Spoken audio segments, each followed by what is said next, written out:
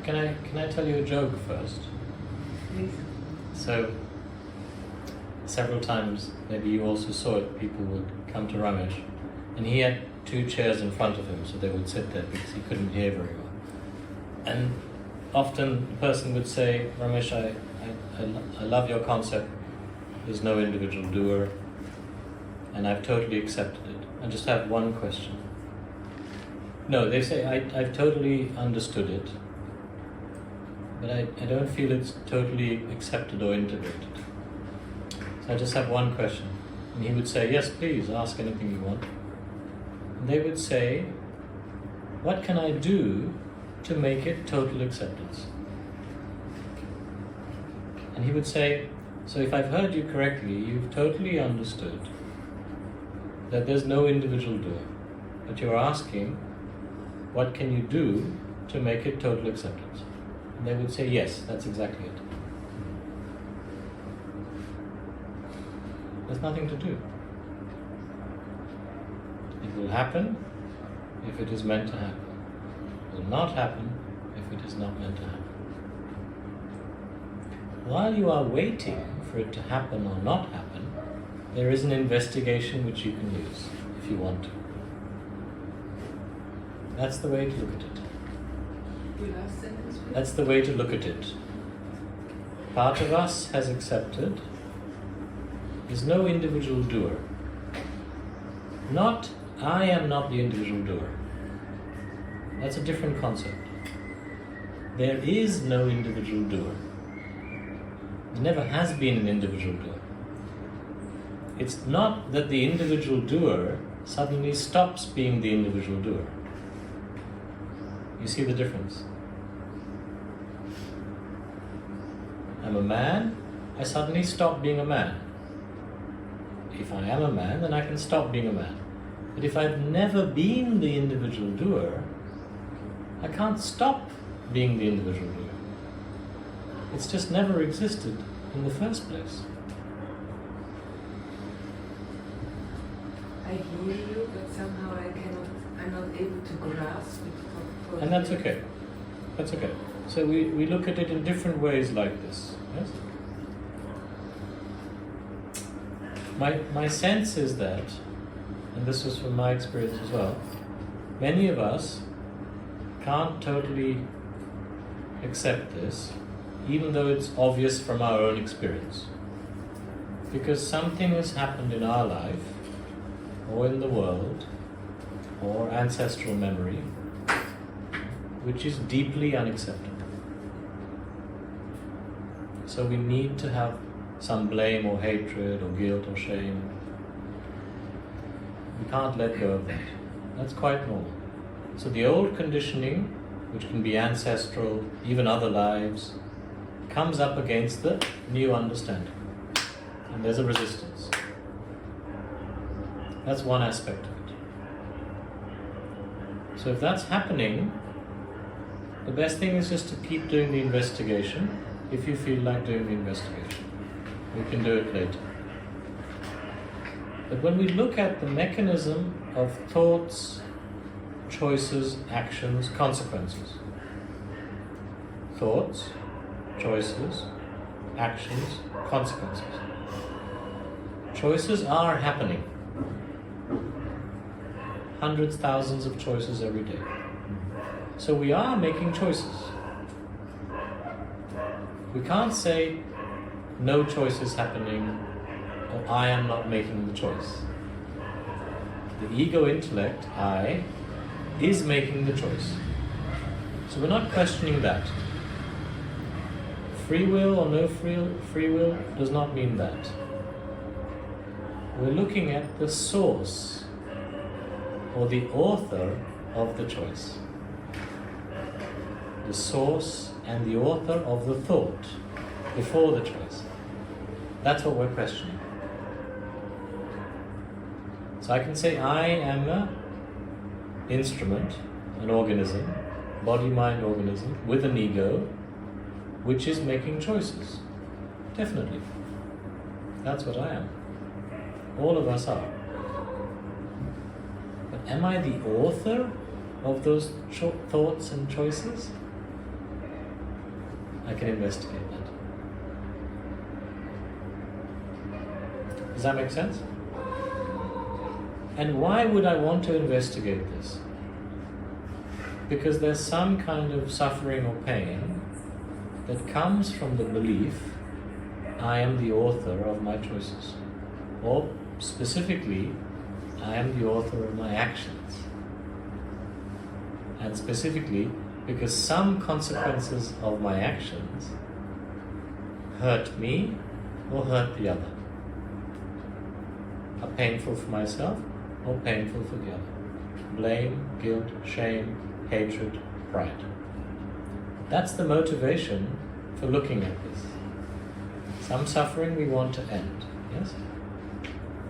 So when we discover in those moments there's no individual author, life feels more easy, more relaxed, more peaceful, happier. Because there's no blame, guilt, shame, hatred, or pride. Worry, expectation, certain fears, anxiety. That's why we notice it. And we make the conclusion, it's because I'm accepting that I'm not the author, I'm not the doer, I am feeling like this. Yes? And we notice when I'm strongly identified, when I believe I am the author-doer, then I'm experiencing these other things which I don't like, that are painful, cause some suffering. Would you agree? Yes. That's the basic mechanism. So then when we look at the mechanism, it's interhuman relationships.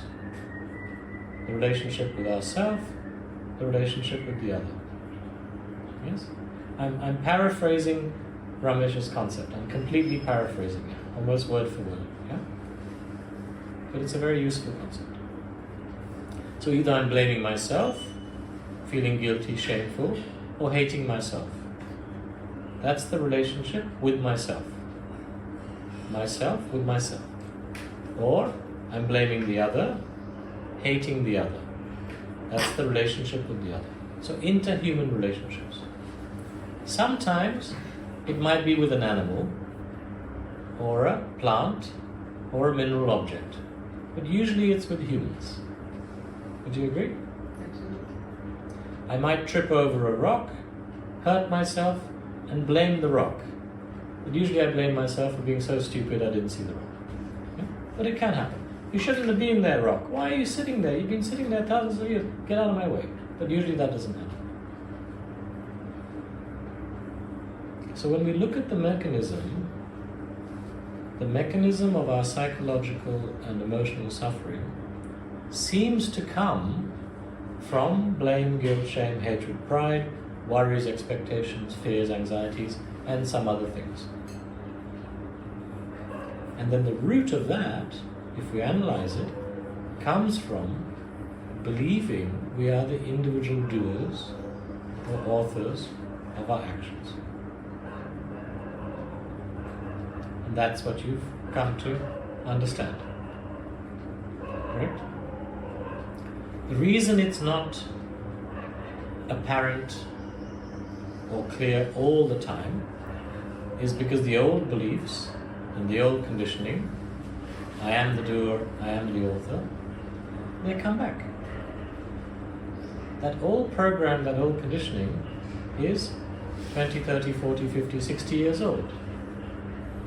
So normally for most human beings, the old conditioning does take some time to dissolve and change.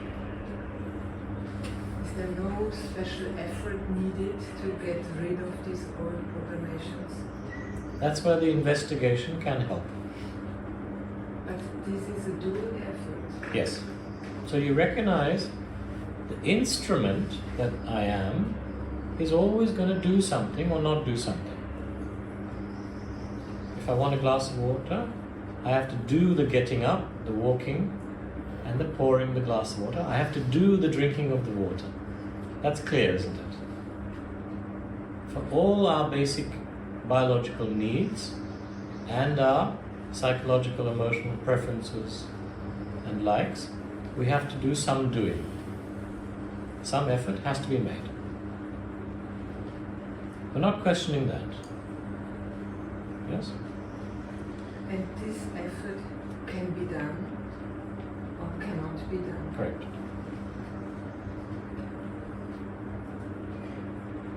Still there is a choice.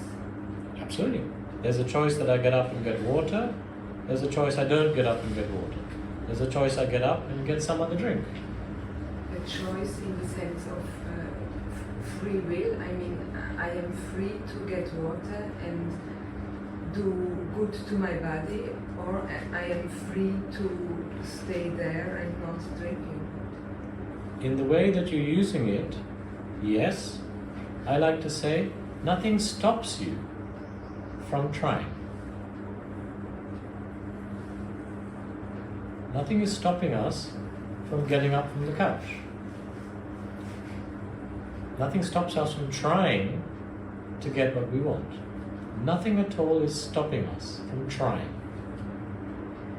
Whether we get it or don't get it, that we can say is destiny.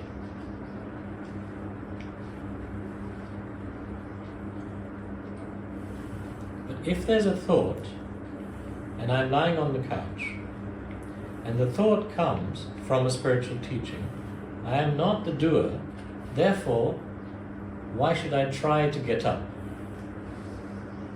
It's that thought which has become a belief. The concept has become a belief, I am not the doer. That stops me trying. Concept is a concept, it's a pointer. But all these concepts, any spiritual concept, can become a belief. And that belief can directly change our behavior.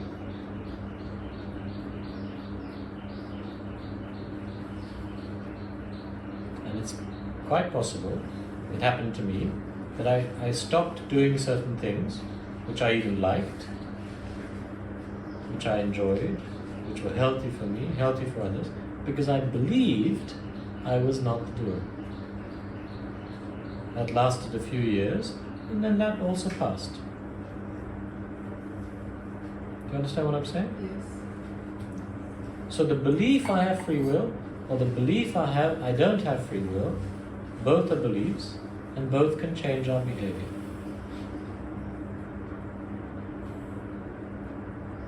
But the concept is not a belief. It's a stepping stone. Is there an individual author?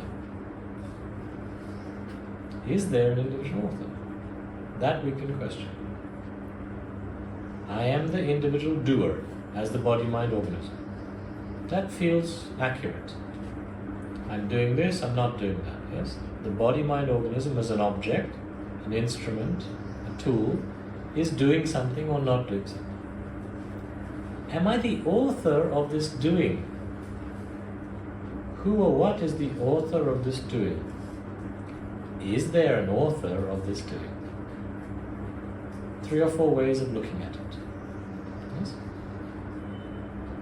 So either you just repeat one of those sentences, or you can do a slightly deeper investigation. Would you like to try that? Some of you have already done this. So the investigation Ramesh proposed, suggested. Ramesh I never heard him in the time I was with him, the last 5 years of his life. He never suggested I am, he never suggested who am I. He would only suggest personal investigation of actions. And my understanding of that, and I think I might have even asked him, is because in his 30 plus years of meeting spiritual seekers, he saw the majority of the suffering that each of us is carrying, he called it a load of psychological and emotional suffering. And this load is guilt, shame, blame, hatred, pride. So he saw people carrying this load, becoming spiritual seekers because of this load, even wanting enlightenment because of this load. Some would resonate with I am or who am I. He understood that. And other inquiries. But sometimes the I, the very nature of the I, the me, is a much deeper belief than the belief I have free will.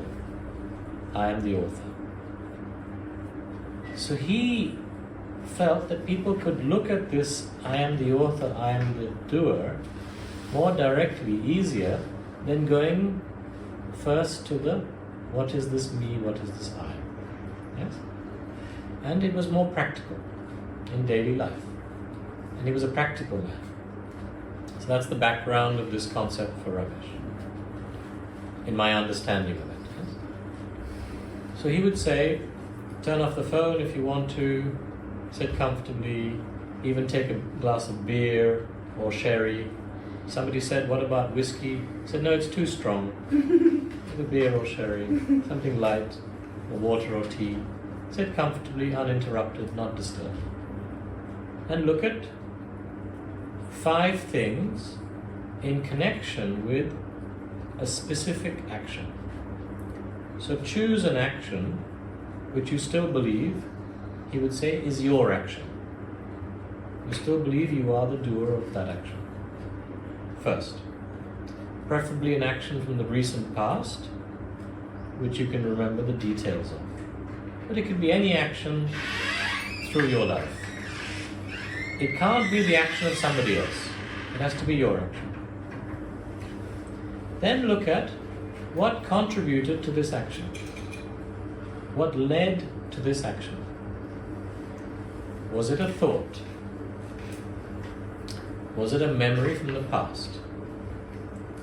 Was it something that happened in the body, meaning an emotional, physical, energetic reaction? Was it something in the environment, natural or physical environment? Or was it something that a person said or did? What led to this action?